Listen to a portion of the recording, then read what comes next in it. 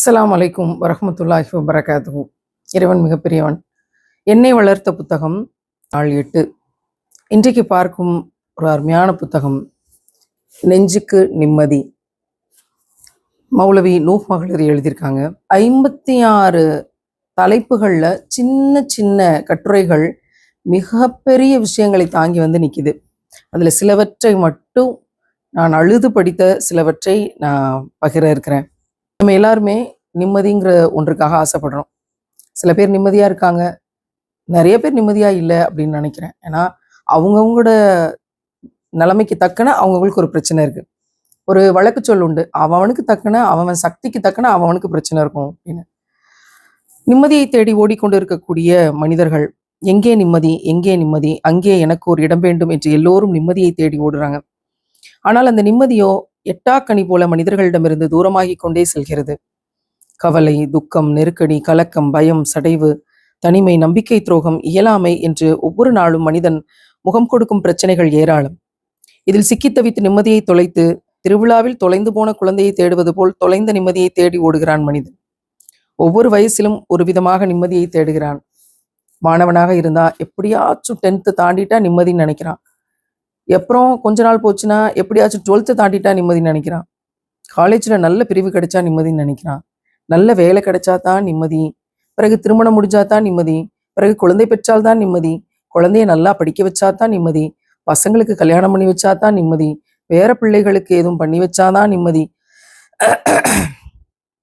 இறுதியில போதுண்டாப்பா செத்தாதான் நிம்மதி என்று ஒவ்வொரு நாளும் ஒவ்வொரு விதமாக மனிதன் நிம்மதியை தேடுகிறான்.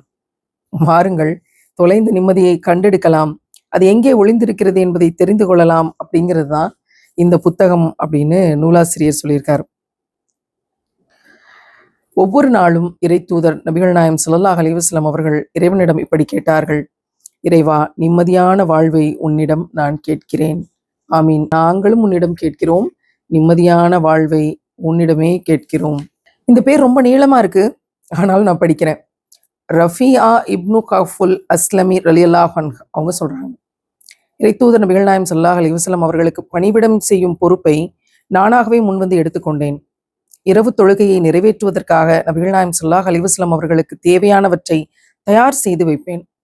பின்னர் என் வீட்டுக்கு செல்லாமல் அங்கேயே வாசலில் அமர்ந்து விடுவேன். நபி அவர்கள் வீட்டுக்குள் இரவு தொழுகையை ஈடுபட்டு கொண்டிருப்பார்கள். நீண்ட நேரம் இறைவனை துதிப்பதிலும் புகழ்வதிலும் செலவிடுவார்கள். எவ்வளவு நேரம்தான் என்னால் அதை கண்விழித்து காது கொடுத்து கேட்டுக்கிட்டு இருக்க முடியும்? என்னை அறியாமல் கண்கள் தூக்கத்தை தழுவும், அங்கேயே தூங்கிடுவேன். நான் செய்யும் பணிவிடைகளை அறிந்து கொண்ட நபிகளார் ஒரு நாள் என்னிடம் கேட்டார்கள், ரஃபியா, ஏதாவது தேவைகள் இருந்தால் கூறுங்கள், என்ன வேண்டுமென்றாலும் கேளுங்கள், தருகிறேன் என்று. அப்போது ரஃபியா ரலியல்லாஹு அன்ஹு அவர்கள் சொன்னார்கள், இறைத்தூதர் அவர்களே, எனக்கு சற்று அவகாசம் தாங்க, நான் யோசிக்கணும்னு சொன்னாங்க. ரசூல்லாவும் சரின்னு சொன்னாங்க. ரஃபியா ரலியல்லாஹு அன்ஹு சொல்றாங்க, நான் சற்று நேரம் யோசித்தேன். எனக்கு நானே கூறிக்கொண்டேன், ரஃபியா, இதுதான் சரியான சந்தர்ப்பம். உலக விஷயங்கள் எதையாவது கேட்டு விடாதே, பயனுள்ள எதையாவது கேள், சந்தர்ப்பத்தை வீணடித்து விடாதே அப்படின்னு நான் சொல்லிக்கிட்டேன். நபிகள் நாயம் ஸல்லல்லாஹு அலைஹி வஸல்லம் அவர்களிடம் வந்தேன். யோசித்து விட்டீர்களா என்று நபிகளார் கேட்டார்கள். நான் ஆம் என்றேன். சரி, கேளுங்கள் என்றார்கள். நான் கூறினேன், இறைத்தூதர் அவர்களே, உங்களுடன் நான் சொர்க்கத்தில் இருக்க வேண்டும். நபிகள் நாயம் ஸல்லல்லாஹு அலைஹி வஸல்லம் அவர்கள், ரஃபியா, இவ்வாறு கேட்குமாறு உம்மிடம் யாராவது சொன்னார்களா? நான் சொன்னேன், இறைத்தூதர் அவர்களே, இறைவன் மீது ஆணை, யாரும் அவ்வாறு என்னிடம் கூறவில்லை. ஆயினும் இந்த உலக வாழ்வு முடிந்து போகக்கூடியது. எனவே நிலையற்ற இந்த உலக வாழ்வு பற்றி கேட்பதை விட நிரந்தரமான அந்த சொர்க்கத்தை குறிப்பு கேட்பது தானே சிறந்தது என்று யோசித்து நானாகவே கேட்டேன் என்று சொன்னார்கள். இந்த நேரம் நபிகள் நாயம் ஸல்லல்லாஹு அலைஹி வஸல்லம் அவர்கள் அமைதியாக இருந்தார்கள். பின்னர் என்னிடம் சொன்னார்கள், நீங்கள் கேட்டது நிச்சயம் நடக்கும். ஆயினும் உபரி வணக்கங்களில் அதிகமாக ஈடுபடுங்கள். என்னோடு சுவனத்தில் இருப்பதற்கு அது உதவிகரமாக இருக்கும் என்று சொன்னார்கள். அந்த நபித்தோழர் ஏழைதான். ஆனால் இந்த உலகத்தில் வசதி வாய்ப்புகள் வேண்டுமென்றோ, எந்தவித கவலையுமின்றி செல்வ செழிப்புடன் வாழ வேண்டுமென்றோ நபிகளாரிடம் அவர் கேட்கவில்லையே. ஏனென்றால் அது நிம்மதிக்கான வழி அல்ல. பணத்தை தேடும் பேராசையில் இருக்கும் நிம்மதியை இழந்து போகக்கூடிய மனிதர்களை போன்று இருக்க போகிறோமா? அல்லது சுவனத்தில் இடம் கிடைத்தால் போதும், இந்த உலகத்தில் நான் ஏழையாக இருந்தால் பரவாயில்லை என்று நிம்மதியை அடையக்கூடிய ரஃபியா ரலியல்லாஹு அன்ஹு அவர்களை போன்று இருக்க போகிறோமா? இந்த கேள்வியை நாம் கேட்டுக்கொள்வோம். நம் மனதோடு உரையாடி பார்ப்போம். நம் மனம் நமக்கு ஒரு பதிலை சொல்லும். மறுமையில ஒரு வீடு இருக்கு. அந்த மறுமையில் இருக்கக்கூடிய வீடு மனிதனுடைய அனைத்து ஆசைகளையும், அண்டர்லைன், அனைத்து ஆசைகளையும் நிறைவேற்றி தரும் வண்ணம் அமைக்கப்பட்டுள்ளது. அவன் என்ன ஆசைப்பட்டாலும் சரி, நமக்கு அங்க அவ்வளவும் என்ன ஆசைப்பட்டாலும் கிடைக்க போகுது அப்படின்னு நம்பிக்கையோட இருந்தா இந்த உலகத்துல எதுவும் கிடைக்கணும்னு மனுஷன் ஆசைப்பட்டுட்டு கிடக்க மாட்டான். சுயநலமா இருக்க மாட்டான். நஃப்ஸுக்கு கட்டுப்பட்டு தன்னுடைய எல்லா அடங்காத ஆசைகளையும் கட்டவிழ்த்து விட்டு தெரிய மாட்டான். கடிவாளமின்றி தனது ஆசைகளை அப்படின்னு இங்க ஆசிரியர் குறிப்பிடுறார். கடிவாளம் இல்லாம ஒரு மனிதன் கட்டவிழ்த்து விடப்பட்டு தன்னோட ஆசைகளுக்காக நஃப்ஸுக்கு, இந்த உடம்புக்கு, உடல் இச்சைகளுக்கு, மன இச்சைகளுக்கு கட்டுப்பட்டு வாழ்றானா அவருடைய வாழ்க்கை எப்படி இருக்கும்? சந்தேகமே இல்லாமல் அது ஒரு நிம்மதியற்ற நரகமாகவே இருக்கும். இம்மையிலையும் அப்படித்தான் இருக்கும், மறுமையில சொல்ல வேண்டியதில்லை. ஆனால் மறுமையில என்னுடைய எல்லா ஆசைகளும் நிறைவேறதுக்கு ஒரு வீடு இருக்கு அப்படிங்கிற அந்த வீட்டை நம்புபவன் இங்க டிசிப்ளினா, ஒழுக்கமா, அல்லாஹ் எதை ஹலால்னு சொன்னானோ அதை பற்றி கொண்டு வாழ்வான். சுப்ஹானல்லாஹ், எத்தனை அழகான படிப்பினை. 2வது டாபிக், தியாகம் புரியுங்கள். வாபிசா இப்னு மக்ஃபத் ரலியல்லாஹு அன்ஹு அவங்க சொல்றாங்க, எது நன்மை எது தீமைன்னு தெரிஞ்சுக்கிட்டு ரசூல்லா கிட்ட இருந்து அதை கேட்டு வாங்கி மக்கள்கிட்ட போய் சொல்றதுன்னு முடிவு பண்ணி அன்னலாருக்கு மிக அருமையில் சென்று அவர்களுடைய முட்டுக்கால்களுடன் எனது முட்டுக்கால்கள் உரசும் அளவிற்கு நெருங்கி அமர்ந்து நன்மை எது தீமை எது என்று தெரிந்து கொள்வதற்காக நான் உங்கள்கிட்ட வந்திருக்கிறேன் அப்படின்னு கேட்டாங்க. அப்போது தனது 3 விரல்களால் எனது நெஞ்சத்தில் தடவியவராக நபிகள் நாயகம் ஸல்லல்லாஹு அலைஹி வஸல்லம் அவர்கள் சொன்னார்கள், வாபிசா, உன்னுடைய மனதிடமே கேள். எந்த செயலை செய்தால் உனது இதயமும் உள்ளமும் அமைதியடைகிறதோ அதுதான் நன்மை. எதை செய்தால் உனது இதயமும் உள்ளமும் அமைதியடையவில்லையோ அதுதான் தீமை. வேறு எவரிடமும் இதை குறித்து நீ விசாரிக்க வேண்டியதில்லை அப்படின்னு சொன்னாங்களாம். உள்ளத்து அமைதி என்பது உண்மையில் அலாதியானதுதான். அதன் பேரின்பமே தனி. அதனை ருசித்தவர்களுக்கே அதன் இன்பம் புரிய வரும். எந்த நிலையிலும் அது அமைதியை இழக்காது. எந்த சோதனையிலும் எந்த நெருக்கடியிலும் இறைவனை சார்ந்து வாழும் ஒருவர் மனோதிடத்தை கைவிட மாட்டார். மக்காவின் ஆரம்ப நாட்களில் ஏகத்துவ பிரச்சாரத்தை எதிர்கொள்ள முடியாமல் அன்னலாரை எப்படியாவது தடுக்க வேண்டும் என்ற எண்ணத்தில் அன்னாரது பெரிய தந்தையிடம் வந்து குறைஷியர்கள் எச்சரிக்கை விடுத்தார்கள். அப்போது நபிகள் நாயகம் ஸல்லல்லாஹு அலைஹி வஸல்லம் அவர்கள் கூறிய வார்த்தைகள் தான் நம் எல்லோருக்கும் தெரியுமே. என்ன சொன்னாங்க? எனதருமை பெரிய தந்தையே, எனது வலது கையில் சூரியனையும் என்னுடைய இடது கையில் சந்திரனையும் தந்தாலும் இந்த ஏகத்துவ பிரச்சாரத்தை நான் விட்டுவிட மாட்டேன். ஒன்றில் இந்த மார்க்கம் நிலை பெற வேண்டும், இல்லையில் நான் மடிய வேண்டும். இப்படிப்பட்ட வைராக்கிய உறுதிமொழி. சுப்ஹானல்லாஹ். அப்துல்லாஹ் இப்னு ஹுதாஃபா ரலியல்லாஹு அன்ஹு, உமர் ரலியல்லாஹு அன்ஹு அவங்களோட காலத்துல ரோமுக்கு எதிரான ஒரு போரில் படைத்தளபதியாக பொறுப்பேற்கிறாங்க. எதிரிகளால் கைது செய்யப்படுறாங்க. ரோம அரசனுக்கு முன் கொண்டு வந்து நிறுத்தப்படுகிறார். இஸ்லாத்தை விட்டுவிடுமாறு பேரம் பேசினான் ரோம அரசன். உனது மார்க்கத்தை விட்டுவிடு, எவ்வளவு கேட்டாலும் பணம் தருகிறேன். உனது செல்வம் முழுவதையும் தந்தாலும் அது நடக்காது என்று சொல்றாங்க அப்துல்லா. விட்டுவிடு, அரசியலில் பங்கு தர்றேன்னு சொல்றான் ஆட்சியாளன். முழு ஆட்சியையும் என்னிடம் தருவதாக இருந்தாலும் நான் இஸ்லாத்தை விட மாட்டேன். உன்னுடைய ஆட்சிக்கு என்னிடம் எந்த மதிப்பும் இல்லை அப்படின்னு சொல்றாங்க அப்துல்லா. அவ்வாறெனில் உன்னை கொல்வதை தவிர வேறு வழி இல்லை அப்படின்னு அரசன் சொல்றான். என்ன வேண்டுமானாலும் செய்து கொள் என்று சொல்றாங்க. கோபம் தலைக்கேறிய அரசன் கொன்று விடுமாறு காவலாளியிடம் உத்தரவிடுகிறான். ஆனால் ஒரே அடியாக அல்ல, அணு அணுவாக சித்திரவதை செய்து கொள்ளச் சொல்கிறான். முதலில் கைகளில் அம்பு, பின்னர் கால்களில் அம்பு. கொஞ்சம் கொஞ்சமாக வேதனை செய்து கொண்டே உனது மார்க்கத்தை விடுகின்றாயா என்று அரசன் கேட்டுக்கொண்டே இருந்தான். வாழ்நாளில் அதுவரை எந்த துன்பங்களையும் அனுபவிக்காத அப்துல்லாஹ் ரலியல்லாஹு அன்ஹு அவர்கள் அல்லாஹ்வுக்காக அனைத்தையும் தாங்கி அமைதியுடன் முடியாது என்ற ஒற்றை வார்த்தையை பதிலாக தந்தார்கள். கடைசியாக கொதிக்கும் எண்ணெயை தயார் செய்து அதில் இவரை வீசிவிடுங்கள் என்று உத்தரவிட்ட அரசன் அங்கிருந்து சென்று விடுகிறான். அதுவரை அசையாமல் நின்ற அப்துல்லாஹ் ரலியல்லாஹு அன்ஹு அவர்கள் கொதிக்கும் எண்ணெய்க்கு முன்னால் நின்று கொண்டு அழுகிறார்கள். தகவல் அரசனுக்கு தெரிவிக்கப்பட்டவுடன் ஓடி வருகிறான் அரசன். இப்போதாவது உன்னுடைய தீனை விட்டுவிட சம்மதித்தாயே என்று அரசன் கேட்கும் போது, இல்லை, இப்போதும் நான் சம்மதிக்கவில்லை என்று அப்துல்லாஹ் ரலியல்லாஹு அன்ஹு சொல்றாங்க. திகைத்து போன அரசன், பின் எதற்காக அழுதாய் என்று கேட்டான். அப்துல்லாஹ் இப்னு ஹுதாஃபா ரலியல்லாஹு அன்ஹு அவர்கள் சொன்னார்கள், இந்த வார்த்தைகள் அமைதியை அனுபவித்த ஒரு ஆத்மாவின் வார்த்தைகள். என்ன சொன்னார் தெரியுமா? என் இறைவனுக்காக கொடுப்பதற்கு என்னிடம் ஒரே ஒரு உயிர் மட்டும்தானே இருக்கிறது. என் உடலில் இருக்கும் ரோமத்தின் எண்ணிக்கை அளவுக்கு என்னிடம் உயிர்கள் இருந்திருக்க கூடாதா? ஒன்றன் பின் ஒன்றாக அனைத்தையும் இறைவனுக்காக தியாகம் செய்திருப்பேனே, அதை நினைத்துத்தான் அழுகின்றேன் என்று சொன்னார்களாம். இவர் வழிக்கு வரமாட்டார் என்பதை புரிந்து கொண்ட அரசன் இறுதியாக, என் தலையில் ஒரு முத்தமிடு, உன்னை விட்டு விடுகிறேன் என்று சொன்னான். அப்போதும் அப்துல்லா இப்னு குதாஃபா ரலியல்லாஹு அன்ஹு அவர்கள் சொன்னாங்க, எனக்காக மட்டும் அப்படின்னா இது ஒருபோதும் நடக்காது. என்னோடு கைதாகி இருக்கும் அனைத்து சகோதரர்களையும் விடுதலை செய்வதாக இருந்தால் ஒருவேளை சம்மதிக்கலாம் என்று சொன்னார். அரசன் சம்மதிக்க அனைவரும் விடுதலை செய்ய பெற்று மதீனா சென்றார்கள். செய்தி கேள்விப்பட்ட உமர் ரலியல்லாஹு அன்ஹு அவர்கள் மதீனாவின் எல்லையிலேயே வந்து அப்துல்லா ரலியல்லாஹு அன்ஹு அவர்களை வரவேற்கிறார்கள். அருகில் நின்றவர்களிடம் கூறினார்கள், இங்கு குழுமியிருக்கும் எல்லோருக்கும் சொல்கிறேன், இதோ இப்னு குதாஃபாவின் தலையில் முத்தமிடுவது நம்முடைய கடமை. நானே முத்தமிட்டு தொடங்கி வைக்கிறேன்னு சொல்லி எல்லாரையும் முத்தமிடச் சொல்லி கட்டளையிட்டாங்களாம். எந்தவித பெருமையோ சுய தம்பட்டமோ தற்பெருமையோ கொள்ளாத அமைதியடைந்த ஒரு உள்ளம் இப்படித்தான் இருக்க முடியும். நமக்குள்ள இப்ப இந்த கேள்வியை கேட்டுக்குவோம். நம்மிடம் எந்த பெருமையும் இல்லையா? எந்த சுய தம்பட்டமும் இல்லையா? தற்பெருமை இல்லையா? நான் யார் தெரியுமாங்கிற கேள்வி இல்லையா? நம்முடைய உள்ளம் அமைதியடைந்த உள்ளமாக இருக்கிறதா? இறைவனுக்காக நம் உயிரை தியாகம் செய்ய துணிந்த உள்ளமாக நம் உள்ளம் இருக்கிறதா? அகத்தாய்வு செய்வோம். வாழ்க்கையில ஒவ்வொரு விஷயத்தையும் அல்லாஹ்வுக்காகவே செயல்படணும், இறைவனுக்காகவே செயல்படுங்கள், மனிதர்களுக்காக இல்லை அப்படிங்கிறத ஸ்ட்ராங்கா நினைச்சிட்டோம் அப்படின்னா நம்ம நிச்சயமா நிம்மதியா இருக்க முடியும். ஹாலித் பின் வலீத் ரலியல்லாஹு அன்ஹு அவங்க உமர் ரலியல்லாஹு அன்ஹு அவங்களுடைய பெயருக்கு பிறகு மாவீரம் என்று சொல்லப்பட்ட ஹாலித் பின் வலீத் அவர்களை சொல்கிறார். மாபெரும் தளபதி, செல்லும் இடமெல்லாம் வெற்றி. உமர் ரலியல்லாஹு அன்ஹு அவர்களுடைய ஆட்சி காலத்துல ரோமர்களுக்கு எதிரான போர் மும்முரமாக இவருடைய தலைமையில் நடைபெற்று கொண்டிருக்கு.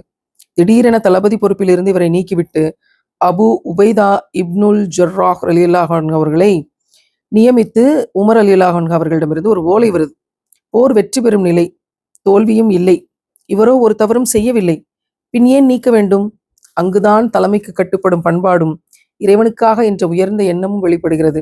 ஆம், செய்தி அறிந்த ஹாலித் பின் வலீத் ரலியல்லாஹு அன்ஹு அவர்கள் உடனடியாக தளபதி பொறுப்பை விட்டுவிட்டு அபு உபைதா ரலியல்லாஹு அன்ஹு அவர்களிடம் கொடுத்துவிட்டு பின்வரிசைக்கு வந்து சாதாரண வீரராக போர் புரிகிறார்கள். நேற்று வரை தளபதி, இன்று இதோ சாதாரண வீரர். நம்மால் தாங்கிக் கொள்ள முடியுமா? ஆனால் ஹாலித் பின் வலீத் அவர்களால் முடிந்தது. அவரிடமே கேட்டார்கள், உங்களால் எப்படி முடிந்தது? அதற்கு அவர் சொன்ன பதில் என்ன தெரியுமா? நான் போர் புரிவது உமருக்காக அல்ல, இறைவனுக்காக. இந்த சிந்தனை இருந்தால் மனிதனால் கடைசி வரைக்கும் நிம்மதியா இருக்க முடியும். வாழ்வும் நிம்மதியா வெற்றிகரமா இருக்கும்.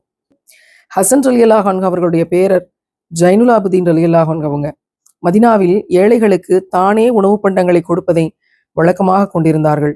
ஆனால் சற்று வித்தியாசமான முறையில். எப்படி தெரியுமா?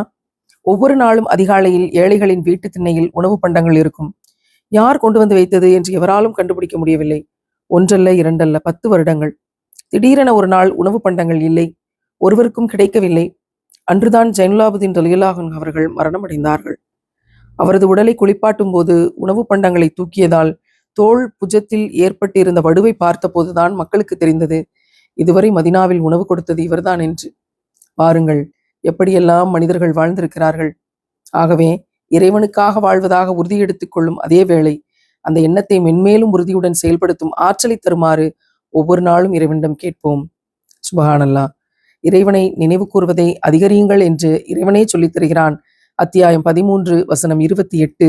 அறிந்து கொள்ளுங்கள், இறைவனை நினைவு கூறுவதால் தான் உள்ளங்கள் நிம்மதி அடைகின்றன. நாம் உயிரினும் மேலாக நேசிக்கும் முத்தம நபிகள் நாயகம் ஸல்லல்லாஹு அலைஹி வஸல்லம் அவர்கள் சொன்னார்கள், இறைவனை நினைவு கூறுபவனுக்கும் நினைவு கூறாமல் இருப்பவனுக்கும் ஒரு உதாரணம் உயிருடன் இருப்பவனுக்கும் இறந்து விட்டவனுக்கும் உள்ள உதாரணம் என்று சொன்னார்கள். நம்ம இந்த உலகத்துல எதுக்கும் ஆசைப்படுறோம். ஆனா சுவனத்தை அடையக்கூடிய ஆசை எல்லாத்துக்கும் மேலா இருக்கணுங்கிறத இதை விட அழகா சொல்ல முடியாது. ஒரு முறை தோழர்களுடன் அமர்ந்திருக்கும் போது நபிகள் நாயகம் ஸல்லல்லாஹு அலைஹி வஸல்லம் அவர்கள் கேட்டார்கள், உங்களில் எவராவது சொர்க்கத்திற்கு சென்றது உண்டா? அனைவரும் திகைத்தார்கள், அமைதியாக இருந்தார்கள். அங்கிருந்து அப்துல்லாஹ் இப்னு உமர் ரலியல்லாஹு அன்ஹு அவங்க உடனே கையை உயர்த்தியவர்களாக, இறைத்தூதரே நான் சென்றுள்ளேன் என்றார். அங்கிருந்து பக்கத்தில் இருந்து இதனை கவனித்துக் கொண்டிருந்த அவருடைய தந்தை உமர் ரலியல்லாஹு அன்ஹு அவர்கள் தம்முடைய தலை மீது கை வைத்தவராக மகனை பார்க்கிறார். நபிகள் நாயகம் ஸல்லல்லாஹு அலைஹி வஸல்லம் அவர்கள் மீண்டும் கேட்டார்கள், உங்களில் எவராவது சுவனத்து நீரோடையில் நீர் அருந்தியது உண்டா? அப்போதும் இப்னு உமர் ரலியல்லாஹு அன்ஹு அவர்கள் உமர் ரலியல்லாஹு அன்ஹு அவர்களோட பையன். இறைத்தூதரே நான் அப்படின்னு சொல்றார். உமர் ரலியல்லாஹு அன்ஹு சொல்றார், என் மகன் மானத்தை வாங்க போகிறான், எழுந்து செல்லாமல் இன்னும் இங்கேயே இருக்கிறானே அப்படின்னு நினைச்சார். அண்ணலாரோ மீண்டும் கேட்டார்கள், உங்களில் எவராவது சுவனத்து உணவை சுவைத்ததுண்டா? அப்போதும் இப்னு உமர் ரலியல்லாஹு அன்ஹு அவர்கள் சொல்றாங்க, இறைத்தூதரே நான் அப்படின்னு. நம்முடன் உலகில் உயிருடன் இருக்கின்றார், இவர் மட்டும் எப்படி சுவனத்துக்கு போயிருக்க முடியும்னு எல்லாரும் ஆச்சரியமா பார்க்குறாங்க. நபிகள் நாயகம் ஸல்லல்லாஹு அலைஹி வஸல்லம் அவர்கள் கூறினார்கள், அப்துல்லாவே, உங்கள் விளக்கத்தை மக்களிடம் கூறுங்கள். இப்னு உமர் ரலியல்லாஹு அன்ஹு அவர்களுடைய மகனார் சொன்னார்கள், இறைத்தூதரே, சுவனத்தை நேரில் கண்ட செய்தியை தாங்கள் என்னிடம் கூறினீர்கள். அப்போது நானும் உங்களிடம் நுழைந்ததாகவே உணர்ந்தேன். சுவனத்து நீரோடையில் நீர் அருந்தியதை தாங்கள் குறிப்பிட்ட போது நானும் அதிலிருந்து நீர் அருந்தியதாகவே உணர்ந்தேன். சுவனத்து பழங்களை சாப்பிட்டது பற்றி நீங்கள் கூறிய போது நானும் உங்களுடன் உண்டதாகவே உணர்ந்தேன். இப்போ இந்த பேராகிராஃபை படிக்கும்போது நானும் இவற்றையெல்லாம் அடைந்ததாகவே உணர்கிறேன். கேட்கிற போது நீங்களும் இவற்றையெல்லாம் அடைந்ததாகவே உணருங்கள். பரிபூர்ணமாக இதற்கு ஆசைப்படுவோம். அப்படி உணர்கிற போது நிச்சயமாக இறைவன் கருணையாளர்களுக்கெல்லாம் கருணையாளன், நமக்கு சொர்க்கத்தை சிறப்பாக தருவான், அந்த நசீபை வழங்குவான் இன்ஷா அல்லாஹ். உள்ளன்போடு உரையாடுங்கள் அப்படிங்கிற தலைப்பு. அன்னலாரின் அழகிய நடைமுறை என்ன தெரியுமா? யாருக்காவது எதையாவது உபதேசிக்க விரும்பினால் முதலில் ஒரு புன்முறுவல் அல்லது அன்பை வெளிப்படுத்தும் முகமாக ஏதாவது ஒரு செயல், அதற்கு பின்னர் தான் உபதேசம். வெட்டு 1 துண்டு 2 அப்படின்னு நம்மை போல நேரடியாக போட்டு உடைப்பது நபிகளாரின் பாணி அல்ல. மதினாவில் ஒரு பாதையினூடாக நபிகள் நாயகம் ஸல்லல்லாஹு அலைஹி வஸல்லம் அவர்கள் நடந்து சென்று கொண்டிருந்த போது முஆத் இப்னு ஜபல் ரலியல்லாஹு அன்ஹு என்னும் நபித்தோழரை கண்டார்கள். அப்போது அவருக்கு வயது 19. நபிகள் நாயகம் ஸல்லல்லாஹு அலைஹி வஸல்லம் என்ன செய்தார்கள் தெரியுமா? தன் கை விரல்களுடன் முஆதின் கை விரல்களை கோர்த்தார்கள். பின்னர் இருவரும் இணைந்து ஒன்றாக நடக்கத் தொடங்கினார்கள். சற்று நேரம் சென்ற பின் நபிகள் நாயகம் ஸல்லல்லாஹு அலைஹி வஸல்லம் அவர்கள் முஆதை அழைத்தார்கள். முஆத், இதோ இருக்கிறேன் இறை தூதர் அவர்களே. முஆத், உன்னை எனக்கு மிகவும் பிடிக்கும். ஒவ்வொரு தொழுகைக்கு பின்னாலும் இறைவா, உன்னை நினைவு கூறுவதற்கும் உனக்கு நன்றி கூறுவதற்கும் நல்ல முறையில் உன்னை வணங்குவதற்கும் எனக்கு நீ உதவி செய்வாயாக என்று கூற மறந்து விடாதே. இன்று உலகம் முழுவதும் அநேக முஸ்லிம்கள் பள்ளிவாசல்களிலும் வீடுகளிலும் தொழுகையை முடித்த பின் இதை ஓதுவதை காணலாம். எப்படி? முஆத் ரலியல்லாஹு அன்ஹு அவர்கள் இந்த சமூகத்திற்கு இதை கற்றுக் கொடுத்தார்கள். காரணம், நபிகள் நாயகம் ஸல்லல்லாஹு அலைஹி வஸல்லம் அவர்கள் அவருடைய கையை தம் கையோடு பிணைத்து உன்னை எனக்கு ரொம்பவும் பிடிக்கும் என்று கூறிய அந்த அன்பான வார்த்தைகள். சுப்ஹானல்லாஹ். ரசூலுல்லாஹ் ஒரு செய்தியை சொல்லிக் கொடுக்க விரும்பினாங்க, அதை எவ்வளோ அன்பா சொல்லிக் கொடுத்தாங்க, காலத்துக்கும் மறக்க முடியாத மாதிரி. இப்னு அப்பாஸ் ரலியல்லாஹு அன்ஹு அவர்கள் ரொம்ப ஆத்தென்டிக்கான விஷயங்கள் இவங்க சொன்னா அது சரி அப்படிங்கிற மாதிரி நான் அதிகமாக படிக்கக்கூடிய ஹதீதுகள் நிறைந்த பக்கங்கள் இவருடையது. இப்னு அப்பாஸ் ரலியல்லாஹு அன்ஹு அவர்கள் இந்த சமுதாயத்தின் ஞான கடல். நபிகள் நாயகம் ஸல்லல்லாஹு அலைஹி வஸல்லம் அவர்கள் இறக்கும் போது இவருக்கு வயது 13. நபிகளாரை முதலில் சந்திக்கும் போது ஏறக்குறைய 10 வயது இருக்கலாம். அவரிடமுள்ள புத்திசாலித்தனத்தையும் நுண் அறிவையும் நபிகள் நாயகம் ஸல்லல்லாஹு அலைஹி வஸல்லம் அவர்கள் கண்டுகொண்டு ஒரு நாள் தன்னை நோக்கி இப்னு அப்பாஸ் ரலியல்லாஹு அன்ஹு அவர்கள் வரும்போது தன்னுடைய இரு கைகளையும் விரித்து அணைத்து தம்முடன் சேர்த்து கட்டிக்கொள்கிறார்கள் நபிகள் நாயகம் ஸல்லல்லாஹு அலைஹி வஸல்லம் அவர்கள். பின்னர் அவரின் காதருகே மெதுவாக தம் வாயை கொண்டு போய், இறைவா, இவருக்கு மார்க்க ஞானத்தை அதிகப்படுத்துவாயாக, இவரை ஞானமுடையோராக ஆக்குவாயாக என்று 2 தடவை பிரார்த்தித்தார்கள். ஏன் இந்த ஆரத்தழுவல்? ஏன் இப்படி ரகசிய பிரார்த்தனை? இப்னு அப்பாஸ் ரலியல்லாஹு அன்ஹு அவர்களிடம் நபிகள் நாயகம் ஸல்லல்லாஹு அலைஹி வஸல்லம் அவர்கள் சொல்லாமல் சொல்கிறார்கள், போய் மார்க்க ஞானத்தை தேடு, ஞானியாய் மாறு என்று. ஆனால் அதை அறிவுரையாக இல்லாமல் பிரார்த்தனையாக செய்கிறார்கள், அதுவும் காதருகே ரகசியமாய். ஆனால் அதற்கு முன்னால் நபிகளார் செய்த அரவணைப்பு தான் அன்பெனும் மொழி.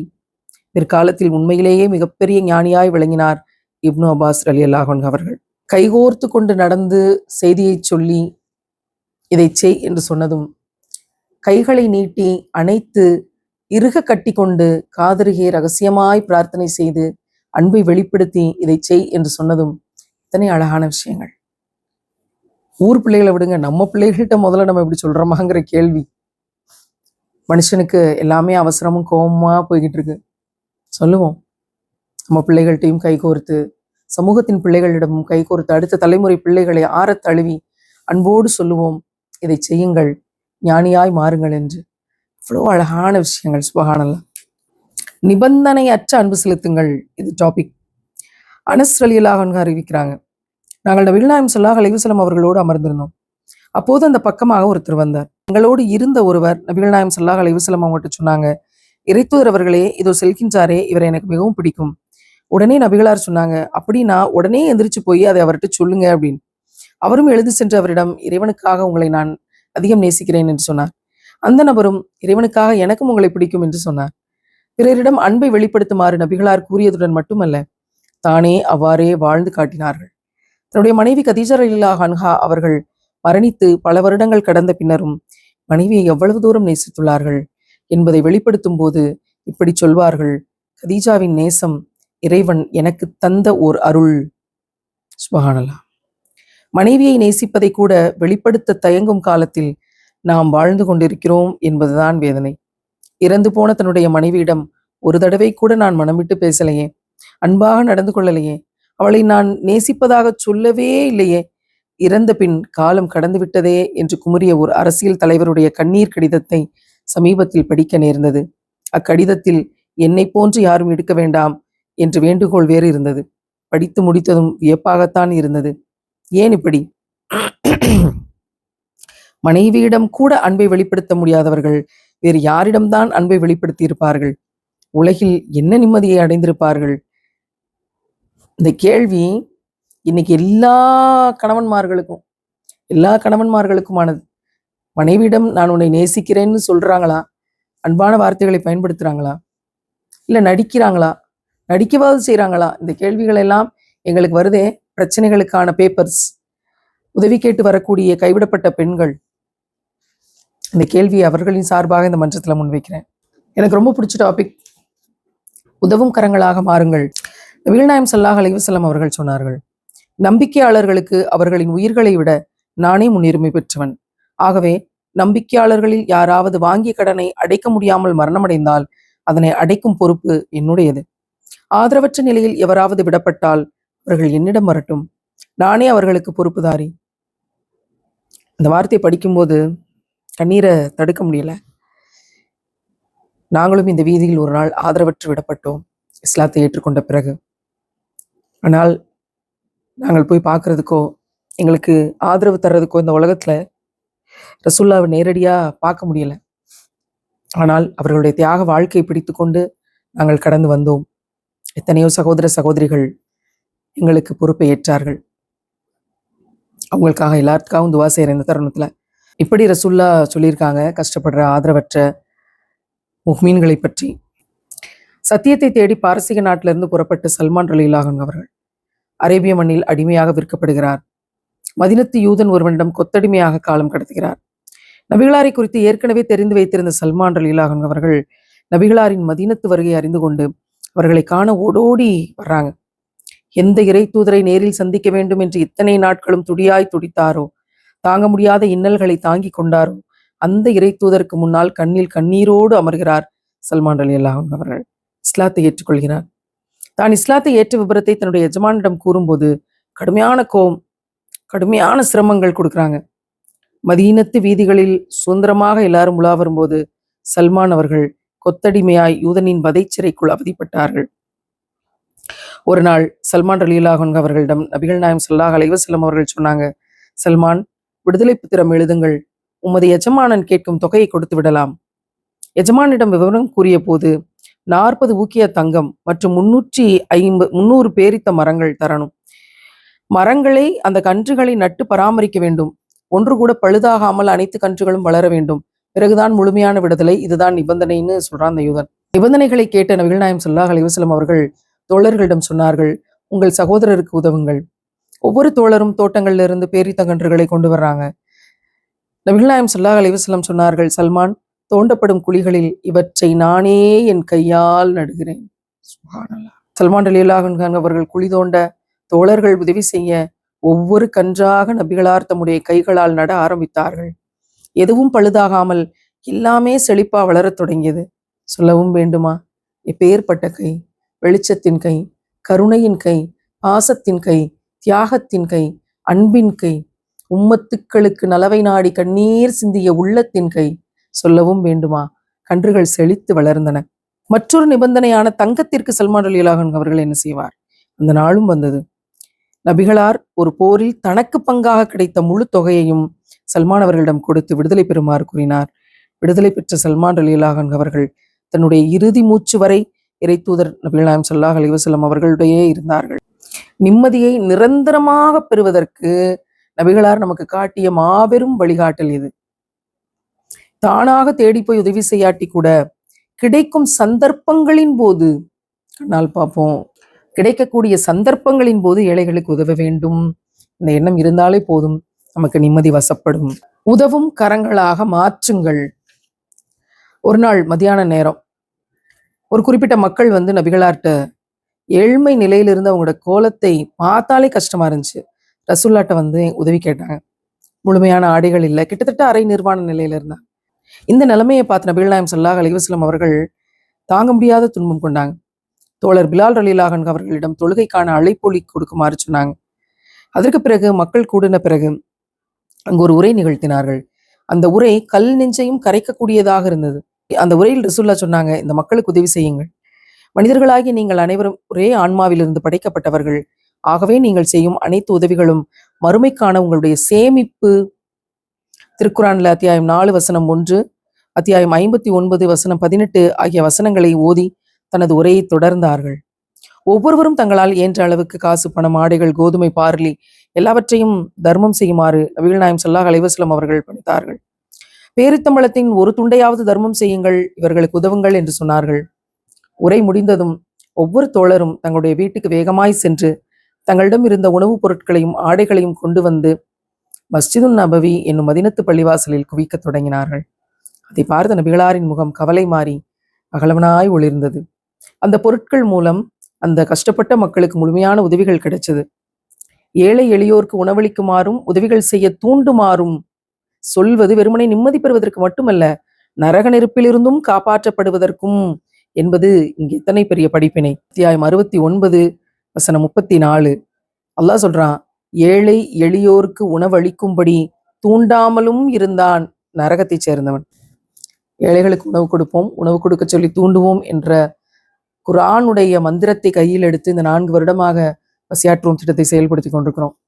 வார வாரம் ஆயிரக்கணக்கான மக்களுக்கு உணவு கொடுக்கப்படுகிறது. அல்ல ரஹ்மான் இதை பொருந்திக் கொள்வானாக. இன்னும் அதிகமான பேர் மக்களுக்கு உணவு கொடுக்கவும் உதவிகள் செய்யவும் பாக்கியத்தை தருவானாக. எல்லாருக்கும் பிடிச்ச டாபிக் சொர்க்கம். சுவனத்தை இலக்காக கொள்ளுங்கள். சுவனத்தை பெற்றுக்கொள்ள எதை வேண்டுமானாலும் இழக்க தயாராக இருந்தார்கள் நபித்தோழர்கள்.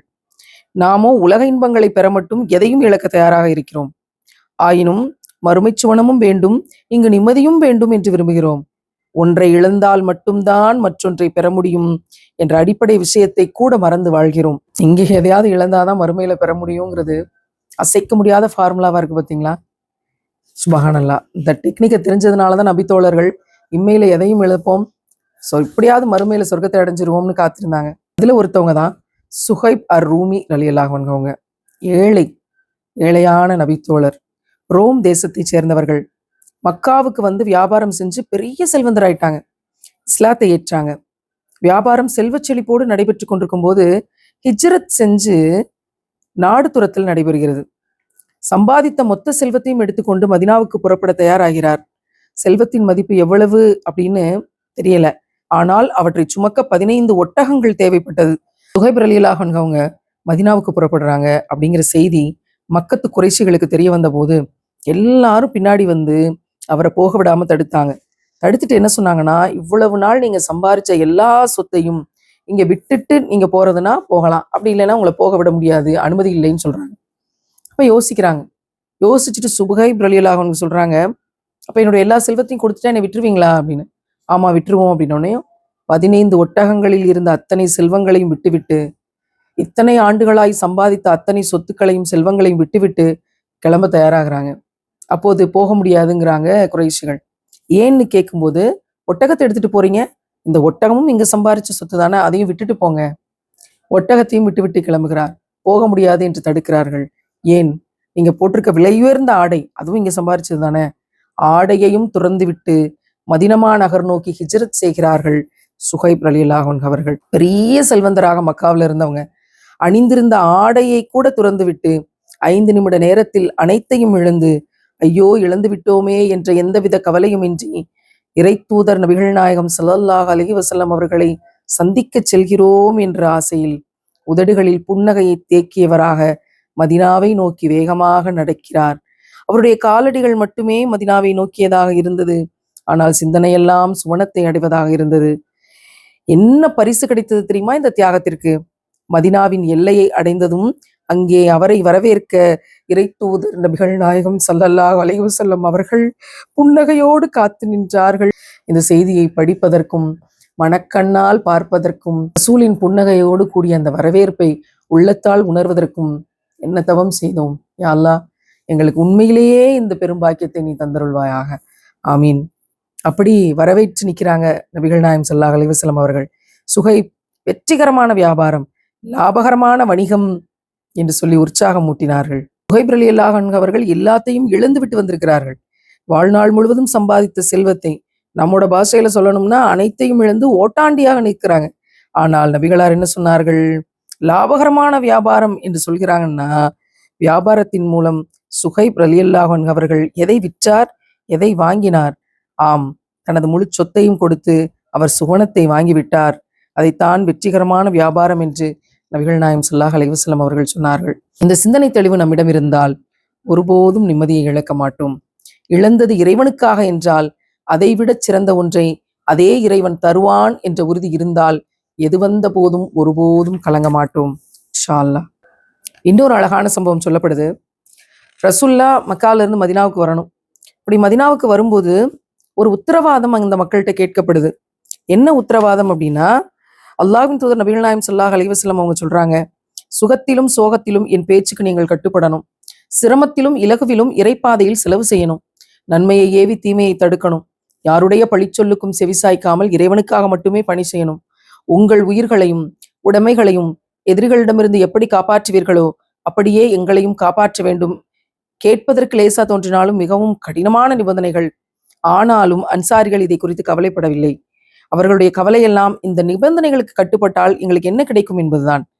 இறைத்தூதர் நபிகள் நாயகம் ஸல்லல்லாஹு அலைஹி வஸல்லம் அவர்களிடம் இதை பற்றி கேட்டபோது சொன்னார்கள், இந்த நிபந்தனைகளுக்கு நாங்கள் கட்டுப்பட்டு நடந்தால் எங்களுக்கு என்ன கிடைக்கும்? அண்ணல் நபி அவர்கள் சொன்னார்கள், சுவனத்தை தவிர வேறு எதையும் என்னால் வாக்களிக்க முடியாது, உங்களுக்கு சொர்க்கம் கிடைக்கும். உடனே அன்சாரிகள் அனைவரும் ரசூலுல்லாவின் கைமேல் கை வைத்து வாக்கு தரார்கள், அத்தனை நிபந்தனையும் நாங்கள் ஒப்புக்கொள்கிறோம். இந்த நிகழ்வின் போதுதான் அல்லாஹ் ஒரு வசனத்தை இறக்குறான். உண்மையாக அல்லாஹ் இறை நம்பிக்கையாளர்களிடமிருந்து அவர்களின் உயிர்களையும் உடைமைகளையும் சுவனத்திற்கு பகரமாய் விலைக்கு வாங்கி கொண்டான்.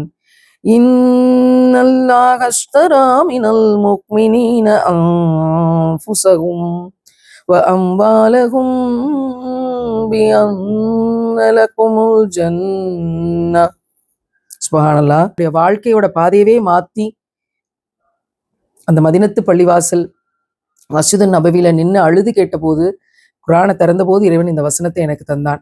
அதுக்கு பிறகு என்னோட வாழ்க்கையே மாறிச்சு.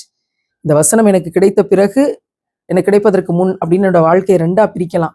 அந்த அளவுக்கான ஒரு விஷயம் அங்கே நடந்துச்சு. அதை இன்னொரு செய்தியில நான் விளக்கி சொல்றேன். அந்த வசனம் தர்மையான ஈமானிய வசனம், இவ்வளவு முக்கியமான ஒரு வசனம் இந்த சமயத்துல தான் இறங்குச்சு அப்படின்னு சொல்லப்படுது. ஒவ்வொரு நாளும் பொழுது விடிந்ததிலிருந்து பொழுது சாயும் வரைக்கும் இந்த பூமி பந்தில எண்ணற்ற கொடுக்கல் வாங்கல், வணிக ஒப்பந்தங்கள், வியாபார நடவடிக்கைகள் நடந்துட்டே தான் இருக்கு. இந்த கொடுக்கல் வாங்கல்களில் இரு தரப்பிலும் மனிதர்கள் மட்டும்தான் இருக்காங்க.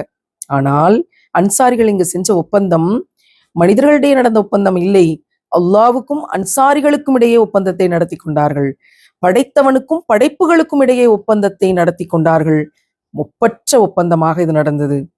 தங்களது உயிர்களையும் உடைமைகளையும் அல்லாவிடம் விற்று அதற்கு பகரமாக சுவனத்தை விலைக்கு வாங்கும் இது போன்ற ஒப்பந்தம் குறித்து எங்காவது நாம் கேள்விப்பட்டிருக்கிறோமா அல்லது அறிந்திருக்கின்றோமா? ஆம், அன்சாரிகள் செய்த ஒப்பந்தம் அந்த அளவுக்கு புனிதமானது.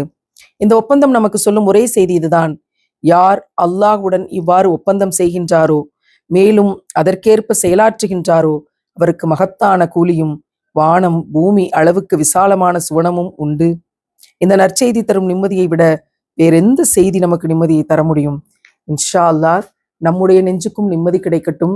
நம்முடைய செவிக்கும் இறைவன் இந்த நன்மாராயத்தை தரட்டும். மேலான சொர்க்கத்தில் இடம் பிடிப்போம். படித்த விஷயங்களை அகத்தாய்வு செய்வோம், தெளிவடைவோம், வாழ்க்கையில் பின்பற்றுவோம். இன்ஷா அல்லாஹ். என்னை வளர்த்த புத்தகம் நாளை இன்னொரு செய்தியோடு. அஸ்ஸலாமு அலைக்கும் வரஹ்மத்துல்லாஹி வபரகாத்துஹு.